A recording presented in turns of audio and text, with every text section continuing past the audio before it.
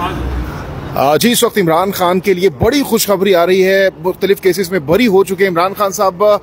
नईम पंजोता साहब, आज आपने खान साहब की वकालत की है, कौन सी बड़ी खुशखबरी है, क्या रिलीफ मिला है खान साहब को, बताइएगा तफसीली तौर पर। देखिए, बहुत शुक्रिया, बड़ी नवाजिश जहांगीर भाई। आज कप्तान इमरान खान साहब के केसेस के हवाले से मैं आपको बताऊं कि 4 केसेस थे खान साहब के ऊपर जो आज समाअत के लिए फिक्स थे। वैसे तो आपको पता है कि दर्जनों के हिसाब से, सैकड़ों के हिसाब से मुकदमात चल रहे हैं, लेकिन जो आज 4 केसेस थे उनके हवाले से मैं अपडेट देना चाहता हूं। आज बेसिकली जो 25 मई को लॉन्ग मार्च हुआ था उसके ऊपर जो मुकदमात बनाए गए थे इमरान खान साहब के ऊपर, एक दिन में मुख्तलिफ थानों में कोई 18 से 19 FIR दर्ज की गई थी। उनकी आज जो है उसमें बरियत की दरखास्तों के ऊपर समाअत थी और आज इमरान खान साहब की तरफ से अदालत में मैं पेश हुआ हूँ और इमरान खान साहब की तरफ से अदालत में नुमाइंदगी की है। उनकी बरियत की दरखास्त के ऊपर समाअत हुई है और मैंने आर्गूमेंट्स किए हैं जिसमें मैंने अदालत के सामने 2 टोक अल्फाज में ये बात की है कि एक तो दफा 144 जब लगाई जाती है तो उसका एक कानूनी प्रोसेस है कि पब्लिकेशन की जाती है, लेकिन ना तो वो कानूनी प्रोसेस किया गया है और ना ही दफा 144 के जो खिलाफ वर्जी के ऊपर जिसने इस जो है FIR देनी थी वो इसके अंदर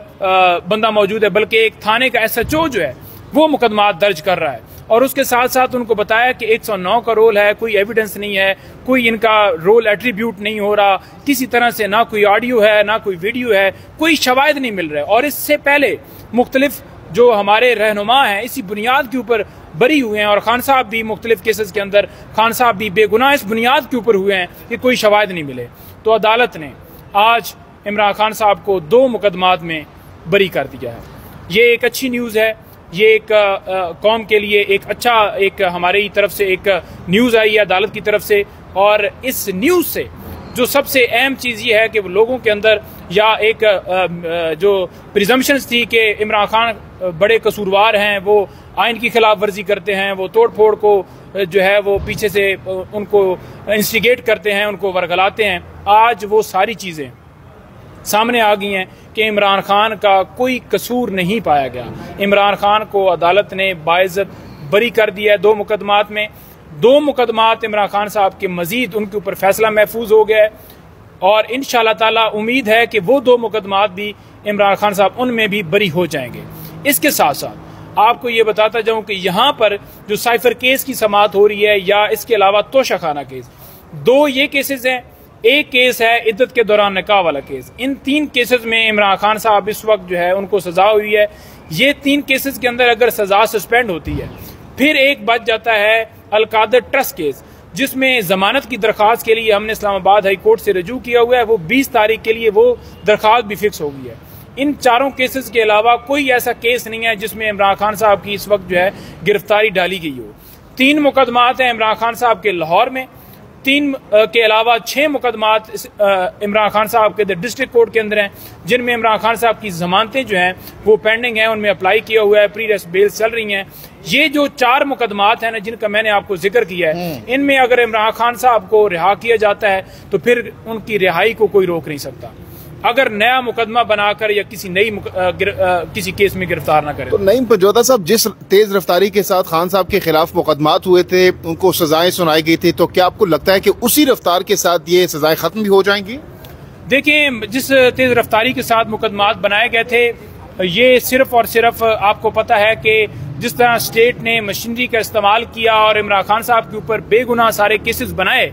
मैं ये देख रहा हूं कि जिस तरह ये सिलसिला शुरू हो गया है, किसी केस के अंदर जान नहीं है, किसी केस के अंदर कोई कानूनी नुक्ता नहीं। साइफर केस की बात कर लें तो कल आपने देख लिया होगा कि जो आर्गूमेंट्स हुए, मैं डिटेल में नहीं जाता, अदालत ने इन शॉर्ट ये उसके अदालत के सामने ये बात आ गई कि ना साइफर रिकॉर्ड के ऊपर मौजूद है, ना ओरिजिनल साइफर था, ना उसकी कोई कॉपी मौजूद है। और जो पहले इस केस के अंदर आजम खान या बाकी जो हैं वो इसके अंदर मुल्जम थे, आज वो बतौर गवाह हैं, वो कहाँ हैं? अदालत ने देख लिया है कि वो तो तकरीर थी, वो सियासी थी। तो मैं ये समझता हूं कि आज इस्लामाबाद हाई कोर्ट के अंदर जो समाअत है, इंशाअल्लाह ताला उम्मीद रखते हैं कि जैसे केस खुल चुका है, ये सजा किसी सूरत भी रुक नहीं सकती, सजा मुअत्तल हो जाएगी। अच्छा, जिस तरीके से आज भी खान साहब को बहुत बड़ा रिलीफ मिला है, बरी हो गए हैं, आप उसमें पेश हुए हैं, तो अब आपको एज ए लॉयर क्या लगता है कि खान साहब कितने दिन मजीद जेल में गुजारेंगे और उसके बाद बाहर आते हुए नजर आ रहे हैं आपको? देखें 4 केसेस के ऊपर आज वहां पर समाअत हुई है, 2 केस में बरी हो गए हैं, 2 केस और जो है खान साहब के उसमें आज बरी इंशाल्लाह ताला हमें उम्मीद है कि वो हो जाएंगे। 4 केसेस की कामयाबी इंशाल्लाह ताला। ये 2 केसेस की बात करें, इसमें मजीद आज बरी हो सकते हैं। ये 2 केसेस वो हैं जो लॉन्ग मार्च के हवाले से इसी तरह की FIR हुई थी, 109 का रोल है। और ये 2 केसेस भी, इसके ऊपर 2 केसेस के ऊपर भी सुहेब बिलाल रांझा साहब हैं जज, उनके पास मैंने आर्गूमेंट्स कर दिए हैं और इंशाल्लाह ताला उम्मीद रखते हैं कि वो 2 केसेस भी इंशाल्लाह बरी हो जाएंगे। क्योंकि जिस तरह तमाम फैसले पेश किए गए और मुख्तलिफ फैसलों का हवाला दिया गया और रोल बताया गया कि इमरान खान साहब का इन केसेस के अंदर कोई रोल नहीं है, कोई 109 का रोल एट्रीब्यूट ही नहीं होता, कोई एविडेंस ही नहीं है, तो उनको देखते हुए हमें पूरी उम्मीद है कि वो 2 केसेस भी आज बरी हो जाएंगे। ये जो सिलसिला शुरू हुआ है इंशाल्लाह ताला इमरान खान तमाम केसेस में तो बाइज्जत बरी हो। जिस तेज रफ्तारी के साथ ये बरियत हो रही है, सजाएं खत्म हो रही हैं, तो इससे लग तो रहा है बज़ाहिर कि खान साहब ईद से पहले बाहर आ जाएंगे और ईद अपने बच्चों के साथ गुजारेंगे। देखिए, अगर केस देखे जाए ना तो इमरान खान साहब इस वक्त जो जेल के अंदर पड़े हुए हैं वो एक केस में भी नहीं रखे जा सकते, और अगर मेरिट के ऊपर कोई केस भी 10 मिनट सुन लिया जाए तो इमरान खान साहब को फौरन रिहा किया जाना चाहिए। अब दूसरी बात ये रहेगी कि क्या ईद से पहले आते हैं या ईद के बाद आते हैं, वो एक अहम मामला है। उसके ऊपर कल भी मुख्तलिफ लोगों ने बयानात दिए, और अगर केसेस देखे जाएं और केसेस की सुनवाई जिस तरह से हो रही है या अलकादर ट्रस्ट केस जैसे लग गया है, मैं ये समझता हूं कि अगर मेरिट के ऊपर इन केसेस के अंदर इन चंद दिनों में 2-4 दिनों में फैसला दे दिया जाए तो ये तमाम केसेस खत्म होते हैं, फिर नया कोई और मुकदमा नहीं है जिसमें इमरान खान साहब की गिरफ्तारी हुई है और ईद से पहले वो बाहर होंगे। लेकिन अगर गैर कानूनी तौर पर जैसे इन्होंने ये सारा सिलसिला आज तक किया है और फिर नया किसी मुकदमा उसमें नामजद करके या कोई 3 MPO के तहत ही हमारे लोगों को 2-2, 4-4 महीने रखे रखा है और वो 10-10 दफा 15-15 दफा 3 MPO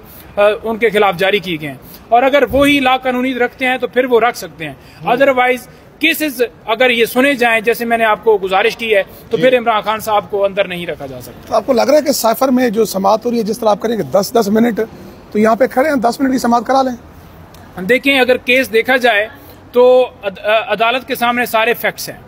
और अगर वो फैक्ट्स देखें तो उसके मुताबिक वो केस चलने के काबिल ही नहीं है, 1 मिनट भी केस नहीं चल सकता। लेकिन क्योंकि अदालत का एक प्रोसीजर है, वो देखती है कि बताएं दोनों तरफ से क्या केस है, और अगर दूसरी तरफ ये भी देखें नवाज शरीफ आए थे और उनको किस तरह से बरी किया था वो सारी कौम ने देखा, किस तरह फौरन ही समातें आए रोज फिक्स करके उनको जिस तरह से